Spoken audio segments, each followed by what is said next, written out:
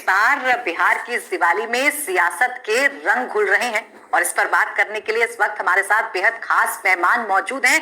बिहार के युवा फेस लोक जनशक्ति पार्टी के नेता और केंद्रीय मंत्री चिराग पासवान, बहुत बहुत स्वागत है आपका चिराग जी इंडिया टीवी पर।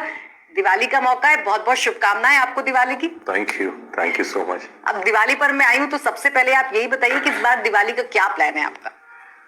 इस बार का प्लान दिवाली का, खैर क्योंकि ठीक चुनाव के बीच में ये त्योहार आया है तो यकीनन परिवार के साथ तो जरूर समय हम लोग बिताएंगे, पर मैं ये मानता हूँ कि हम लोग की एक्चुअल दिवाली 14 नवंबर को मनाई जाएगी, जब एनडीए की एक प्रचंड जीत होगी और उसके बाद सही मायनों में एनडीए का हर एक नेता कार्यकर्ता दिवाली मनाएगा।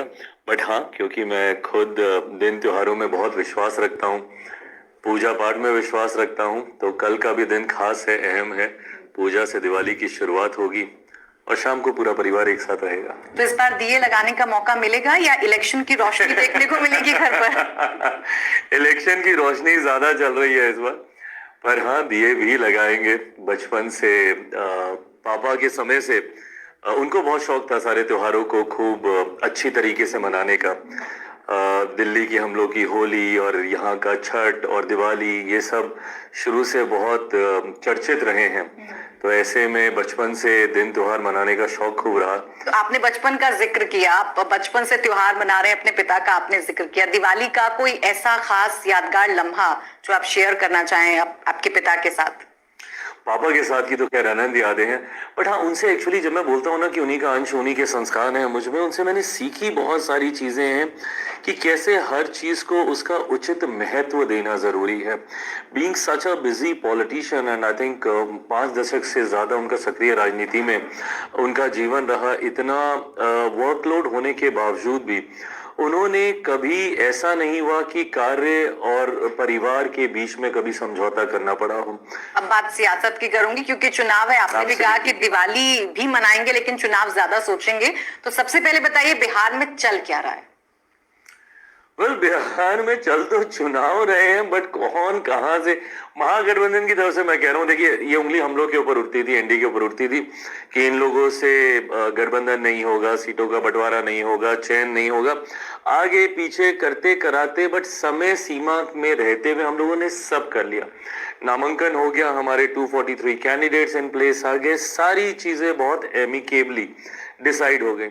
बट वहीं पहला ऐसा चुनाव है, मैं गठबंधन में मैं समझता हूं कि कठिनाइयां आती हैं, कई बार बात विवाद सब होता है, बट पहले चरण का नामांकन समाप्त हो जाए और कल दूसरे चरण का नामांकन समाप्त होने को आया है।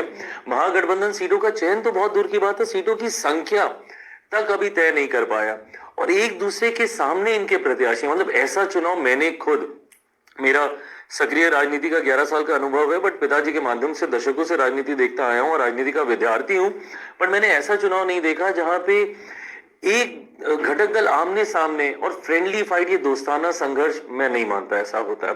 There is nothing that's called as friendly fight, either you are friends और you are fighting with each other. ये दोस्ताना संघर्ष मेरी समझ के परे है। एक ही गठबंधन के 2 घटक दल आपस में आमने सामने, एक ही प्रत्याशी के पास 2 अलग अलग घटक दल के सिंबल हैं, मतलब ये भाई मैंने पहली बार बिहार में देखा।